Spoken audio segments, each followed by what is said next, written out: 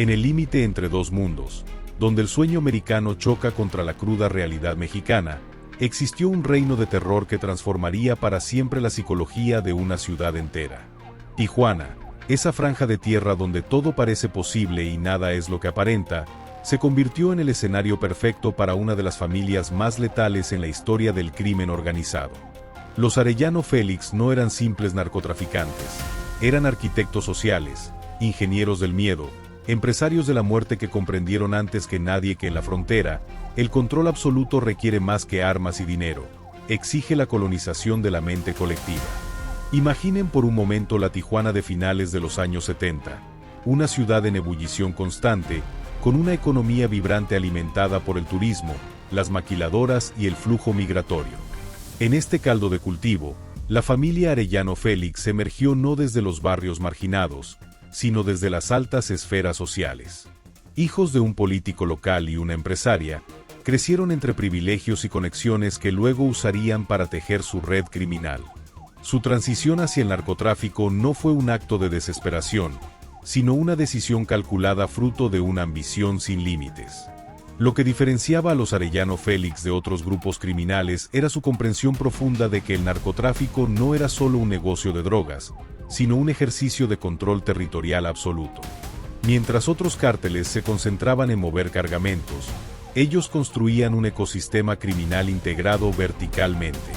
Su modelo operativo incluía no solo el tráfico de cocaína, sino también el control de las garitas fronterizas, la infiltración de aduanas, la corrupción sistemática de autoridades y el dominio de los espacios de esparcimiento nocturno. Su alianza con el cártel de Cali representó un salto cuántico en su sofisticación operativa.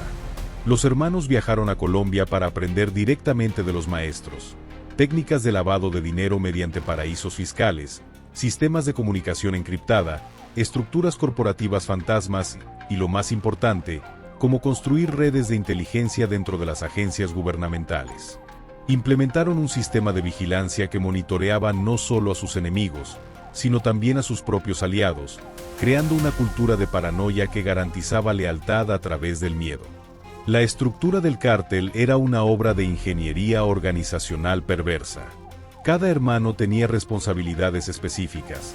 Benjamín, el estratega financiero; Ramón, el brazo armado; Francisco Javier, el negociador político; Eduardo, el operador logístico. Esta especialización permitía eficiencia operativa mientras mantenía el control familiar absoluto. Contrataban contadores suizos, abogados estadounidenses y expertos en tecnología israelíes, fusionando el crimen organizado tradicional con las prácticas corporativas globales. Ramón Arellano Félix, el monstruo, se convirtió en la personificación del terror sistémico. Pero contrariamente a la imagen pública de un psicópata irracional, su violencia era metódica, casi científica. Desarrolló un sistema de castigos escalonados que iba desde advertencias sutiles hasta ejecuciones espectaculares, cada una diseñada para enviar mensajes específicos a audiencias particulares. Los empresarios que se resistían a pagar extorsiones recibían cabezas de animales en sus oficinas. Los periodistas incómodos encontraban balas en sus buzones. Los traidores sufrían torturas que se convertían en leyendas urbanas. Los palillos, su brazo armado, representaban una innovación en el reclutamiento criminal. En lugar de buscar sicarios experimentados, preferían jóvenes entre 16 y 25 años, moldeables, sin lealtades previas, seducidos por salarios que multiplicaban por 20 lo que ganarían en empleos legítimos. Les proporcionaban entrenamiento paramilitar, viviendas de lujo, mujeres y drogas, creando una dependencia total que garantizaba obediencia ciega. Este ejército privado operaba con una disciplina que rivalizaba con las fuerzas especiales, pero con una crueldad que la superaba ampliamente. El control mediático fue otra de sus innovaciones. No solo silenciaban periodistas through la intimidación, sino que creaban su propia narrativa through medios cooptados. Pagaban a columnistas para que escribieran artículos favorables, financiaban programas de radio que difundían desinformación y utilizaban las ondas hertzianas para comunicarse en código. Entendían que en la guerra moderna, la batalla por las percepciones es tan importante como la batalla por el territorio. La infiltración institucional de los Arellano Félix alcanzó niveles que hoy parecen inconcebibles. No se limitaban a sobornar policías municipales. Tenían agentes en el CISEN, el equivalente mexicano de la CIA, en la Procuraduría General de la República, incluso las embajadas mexicanas en el extranjero. Su red de inteligencia era tan extensa que frecuentemente conocían los operativos en su contra antes de que los agentes federales recibieran sus órdenes de movimiento. Sus fiestas en discotecas como el Cristín se convirtieron en actos de poder simbólico. Mientras la ciudad sufría su reinado de terror, ellos bailaban frente a las cámaras, bebiendo champán de botellas que costaban más que el salario mensual de un policía. Estas exhibiciones de impunidad no eran simple ostentación, eran herramientas psicológicas diseñadas para demostrar que estaban por encima de la ley, que las reglas que aplicaban a los demás no se aplicaban a ellos. El caso del asesinato del cardenal Juan Jesús Posadas Ocampo en 1993 representa el punto culminante de su impunidad. Aunque oficialmente atribuido a un conflicto entre cárteles, las evidencias sugieren una compleja trama donde se entremezclaban intereses criminales, políticos y eclesiásticos. Este episodio demostró que los Arellano Félix operaban en una dimensión donde las instituciones tradicionales de poder, iglesia, Estado, medios, se volvían irrelevantes frente a su influencia. La decadencia del imperio Arellano Félix comenzó cuando la violencia que habían instrumentalizado se volvió contra ellos. La guerra con el cártel de Sinaloa, encabezado por Joaquín El Chapo Guzmán, expuso las vulnerabilidades de su modelo. Mientras ellos dependían de una estructura piramidal rígida, sus adversarios operaban células flexibles y descentralizadas. Su dependencia excesiva del terror como herramienta de control resultó ser una ventaja a corto plazo, pero una debilidad estratégica a largo plazo. La muerte de Ramón Arellano Félix en 2002 marcó un punto de inflexión psicológico. El monstruo que parecía invencible murió en una calle de Mazatlán, no en un épico enfrentamiento, sino en una balacera absurda con policías municipales que ni siquiera sabían quién era.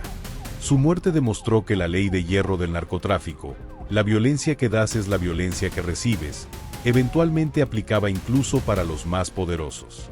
La captura de Benjamín meses después completó el derrumbe del liderazgo original.